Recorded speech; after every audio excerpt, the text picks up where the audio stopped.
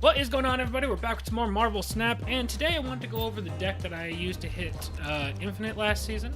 It is this guy right here. I mean, I used a bunch of decks, but this is the main deck I used for the rest of the climb. It focuses around a lot of cheap cards, mostly 1 and 2 drops with a couple of 3 drops, and then Chavez your turn 6 play. So basically, the way the deck works is you want to slow play the beginning. If you get a Koye on turn 1, you definitely play a Koye. But in general, what you're waiting for is to slap down Nakia and Okoye, and then you just want to dump your hand. If you get some Swarms buffed, the way Swarm works is when it's discarded, you can add 2 copies of it to your hand. So if you wait and just kind of strategically have just Swarm, Blayde, and Hellcow in your hand, actually let me add my new Hellcow variant into this deck since we're here. But if you strategically leave those cards as the last cards in your deck, you can make sure that you discard Swarm, which if you buff Swarm with Nakia, you can get a bunch of 0-cost 5 power cards. And then you're really just kind of swarming with things like Angela, which gets +2 power whenever you play a card next to her. Bishop, which gets +1 power whenever you play a card, period. This is kind of your flex spot. I've been running Electra just because there's so many other 1-drop decks out there, and this can kind of help you win a mirror. This could also be a Nightcrawler. This could be a lot of things depending on what you feel works best for you at the moment. Scarlet Witch is there to destroy things like Negative Zone, Space Throne, stuff like that.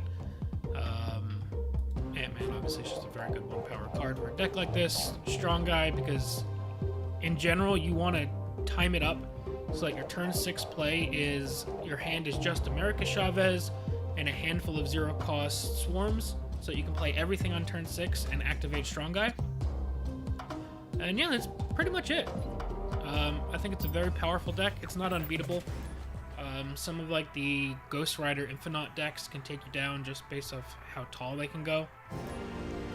But you'll see a handful of mirrors playing this deck as well.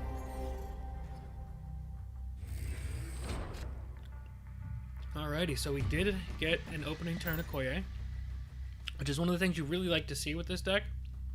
It just means the rest of your plays for the rest of the game are going to be more powerful. It also means you get to do something on turn 1, because a lot of the times you're passing turn 1 and sometimes even turn 2.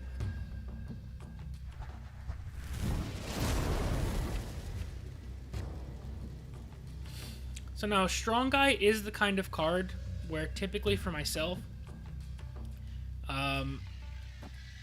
I don't feel bad about playing him on turn 2 if I have to. Just to try and make sure you want to keep your hand in a reasonable size to where you can dump it in the end game. That's a little unfortunate. Normally something like Limbo I would hit with Scarlet Witch, just because this deck is kind of just dumping everything it's got on turn 6, so you don't really want to be in a game like that. We're just going to get rid of Sunspot now. Probably could have waited and tried to hide it, but I don't think we're going to have that opportunity this game.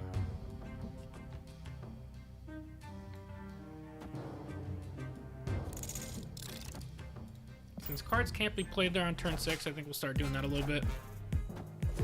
We have not drawn Swarm or Nakia or Scarlet Witch, so we're in dire straits.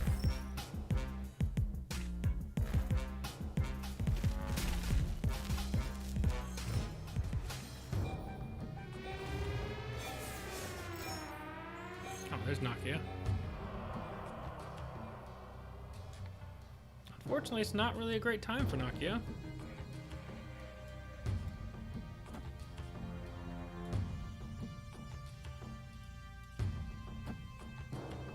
I think we do something like this.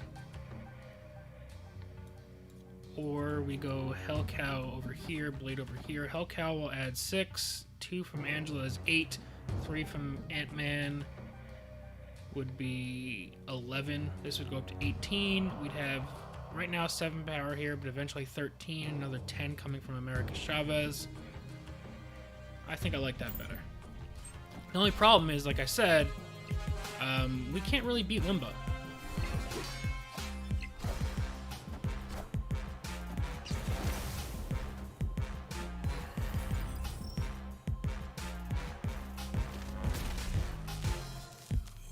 Getting all of the spare energy.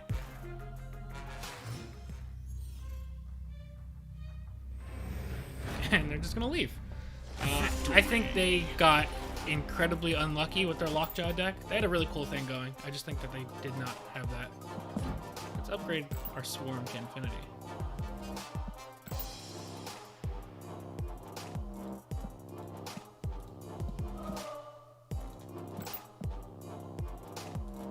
I just had to jump on that opportunity. I've been waiting to get Swarm Infinity split for a while.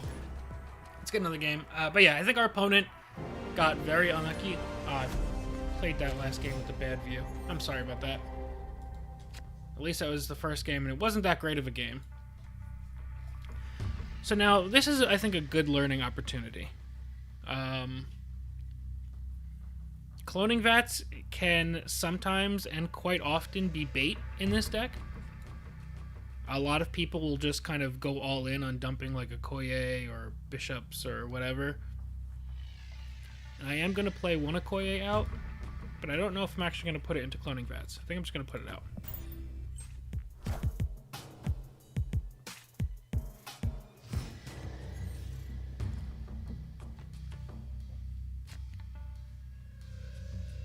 Like, this is a perfect example of just a pass.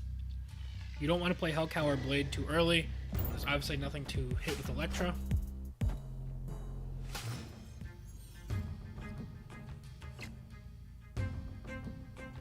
Alright, so we do have our Swarm. Now what we'll definitely be looking for is... We don't have Strong Guy at the moment, so I think we're fine with investing into Cloning Vats at the moment. It's pretty solid for them. We don't have Nakia yet. I am going to go ahead and Scarlet Witch the Cloning Vats now, just because I don't want to get hit with even more Scorpions, and because at some point we need to be able to get our hand empty for a Swarm to really pay off. We're going to let him draw the extra cards, because I don't think a Strong Guy deck wants to have a handful of cards.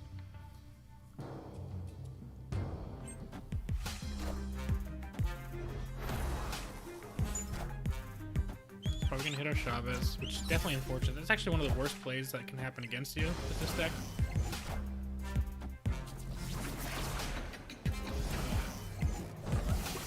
After turn 5, put a card from each player's hand here. Okay.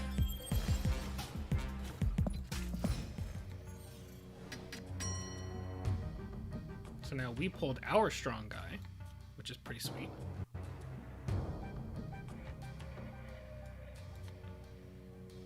Then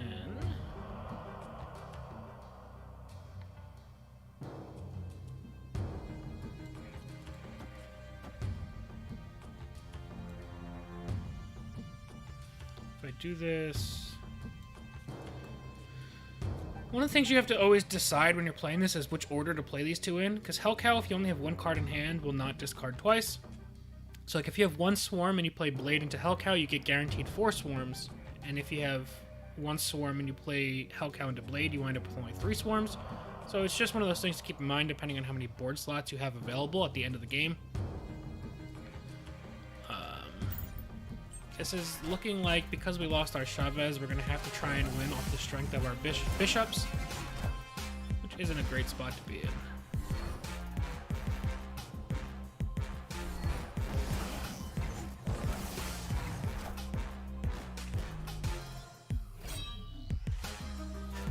Left on our deck. We have Nakia left, we have Ant-Man left, and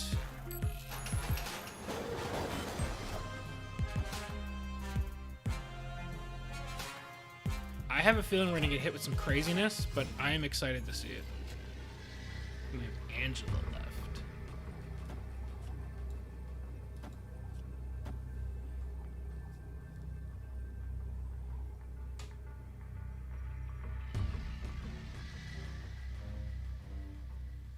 This will give me +6 power here, plus another 3, so +9. We'll go up to 15 here. Middle will be okay. I think that's just what we got. The no Chavez at the end of the game makes sure you kind of limp across the finish line, but this is still like okay. This is a low roll with this deck, and the board is like eh.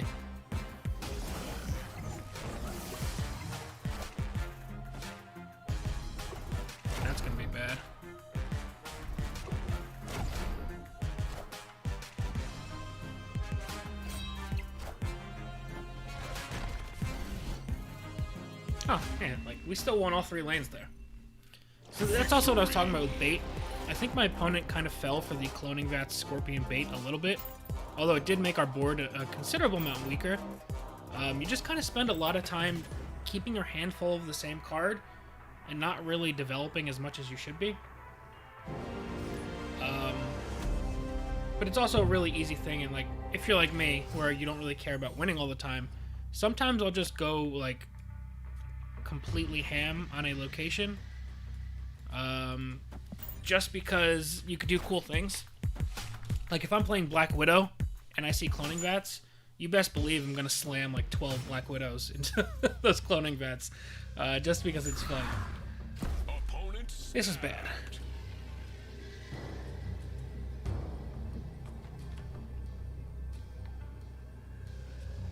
Playing Okoye into Sinister London is already somewhat risky, just because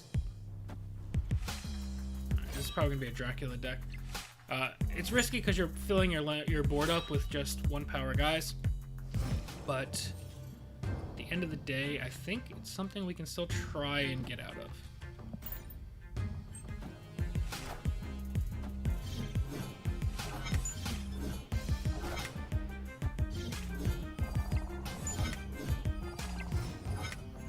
Actually, this middle lane is now winnable.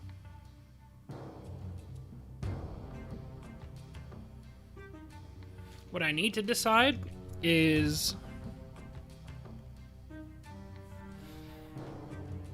if I want to try and Scarlet Witch Sinister London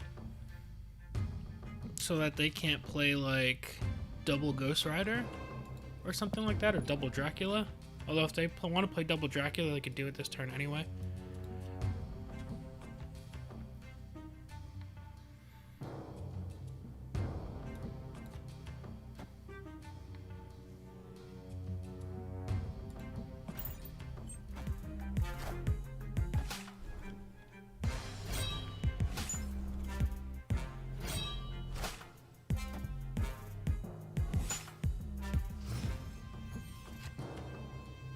I actually think I do need to play the Scarlet Witch so I don't get hit with double Apocalypse.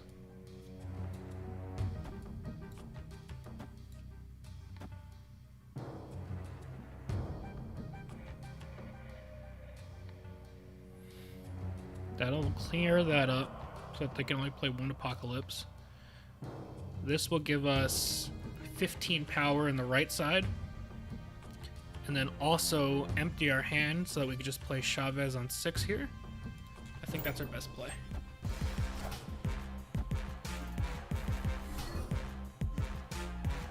Obviously, this Apocalypse is going to win whatever lane it wants.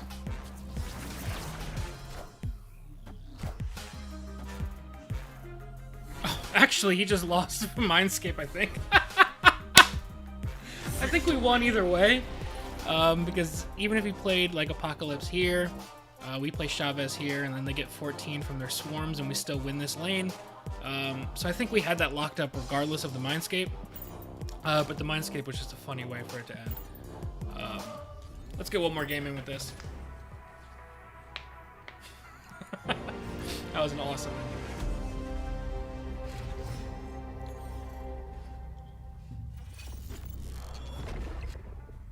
Alright, Wakandan Embassy is a nice opener. And as tempting as it can be to... Damn, okay. As tempting as it can be to open Ant-Man, I usually just wait back. Elektra is also incredible if you run into, like, Mojo World. So, like, in this situation is one where I am okay with playing Strong Guy out. We can hide him anyway.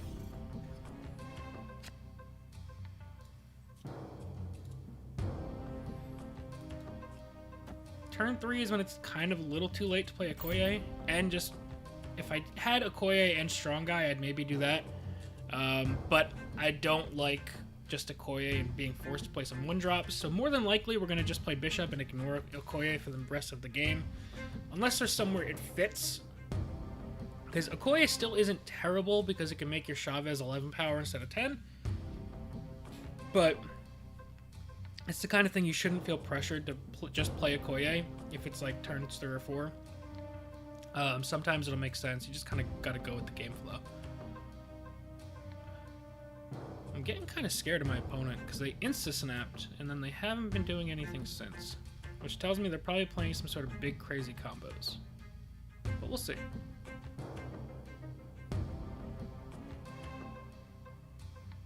They also might have gotten hit with the when you pass early bug and it like glitches out your waiting button or your end turn button.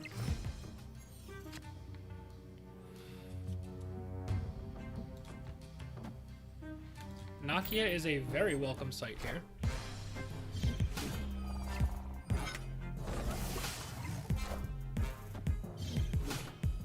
It also makes this Okoye a bit easier to stomach. So like if we go Okoye, Ant-Man,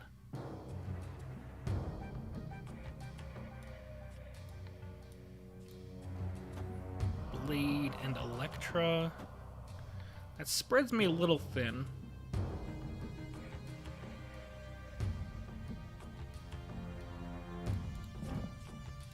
But I think it's the best I've got.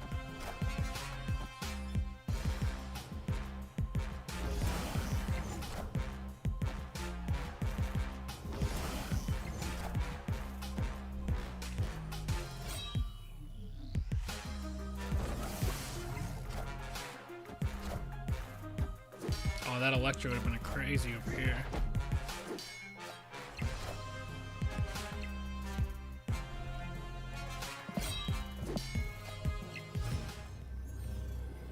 So now the question is, can we try and win this lane? They have 30, so it's not looking likely, because Bishop's going to get +3, 4, 5. So it'll go to 14. We get 11 from Chavez. That's 25, and 3 from Swarm would be 28, and that's not counting the fact that they can Nightcrawler move over. So we have to think about what we want to do next. They have 3 cards, and they're just going to get out of here. Victory! We will take those W's every day of the week. Alrighty guys, well that's going to be it for this deck. Like I said, it's a very powerful deck. Even when it low rolls, it's very consistent in its power level, so it's very good for timing. Just have answers and kind of get used to playing the mirror, because you're going to see decks like this a lot. If not the Swarm version, the Khazar, and heavier on the 1-drop version. But yeah, that's going to be it for now guys. As always, thank you all so much for watching, and we'll see you guys next time. Peace.